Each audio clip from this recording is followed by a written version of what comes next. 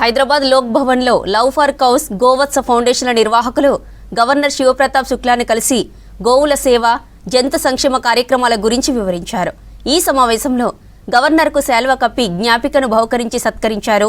Foundations చేస్తున్న గోసేవను అభినందించారు governor.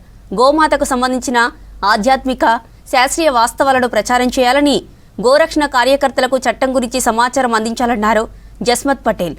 14 ఏళ్లుగా గోవత్స ఫౌండేషన్ నగరంలోని 22 గోశాలలకు దాదాపు 19 కోట్ల రూపాయల సహాయాన్ని అందించిందని తెలిపారు మురళీ మనోహర్. మన దగ్గర 5 days ఉంది.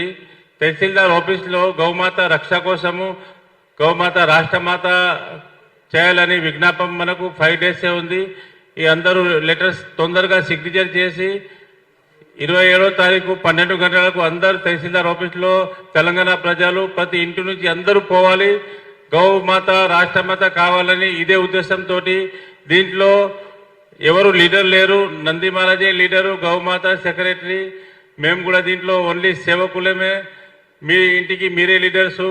మీ బాధ్యత ప్రతి ఇంటి నుంచి అందరూ 27వ తారీఖు విజ్ఞాపం ఇవ్వడానికి పోవాలి. అక్కడ సిగ్నేచర్ తహసీల్దార్ దగ్గర చేయాలి. అక్కడ 4 కాపీస్ ఉంటాయి, దాని జెరాక్స్ కాపీ చేయాలి. ఒక దాంట్లో తహసీల్దార్ సిగ్నేచర్ కూడా మనం తీసుకొని ఆ కాపీ మనం వాపస్ తీసుకురావాలి. అయితే మన బాధ్యత, మీరు ఎట్లా ఎక్కువ పోతారో ఆ ప్రకారం మీరు ప్రోగ్రామ్ చేసి 27వ తారీఖు 12 గంటలకు అందరు కలిసి మొత్తం తెలంగాణలో మొత్తం తహసీల్దార్ ఆఫీసులు ఇవ్వాలి. హైదరాబాద్లో మనకు ఎంత 630 తహసీల్దార్ ఆఫీస్ ఉన్నాయి, మొత్తం ఫుల్ అయిపోవాలి. ఇదే కోరిక. కలెక్టర్ ఆఫీస్లో కూడా మనం విజ్ఞాపం ఇవ్వాలి. మాది ఒక ప్రార్థన ఉంది. దీంట్లో ఒక స్ట్రైక్ కూడా లేదు, కొట్లాట లేదు, ఎవరి దగ్గర డబ్బులు కూడా తీసుకుంటా లేదు. ఓన్లీ ప్రైమ్ మినిస్టర్కు, గవర్నర్ గారికి ప్రార్థన, ప్రెసిడెంట్కు ప్రార్థన, మా గౌమాత రక్ష కావాలి.